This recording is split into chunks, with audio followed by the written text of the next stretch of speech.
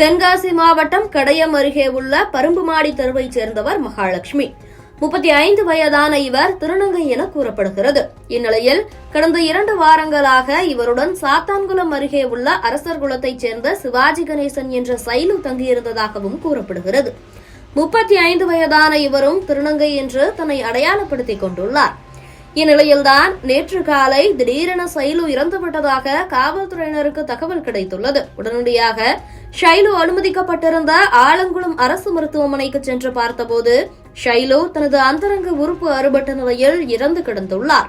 அவரது உடலை மீட்ட காவல்துறையினர் பிரேத பரிசோதனைக்காக தென்காசி அரசு மருத்துவமனைக்கு அனுப்பி வைத்தனர். முதற்கட்ட விசாரணையில் ஷைலு பெண்ணாக மாறுவதற்காக தனக்குத்தானே அறுவை சிகிச்சை செய்து கொள்ள முயற்சி செய்தபோது இறந்துவிட்டதாக உடனிருந்த திருநங்கைகள் தெரிவித்துள்ளனர்.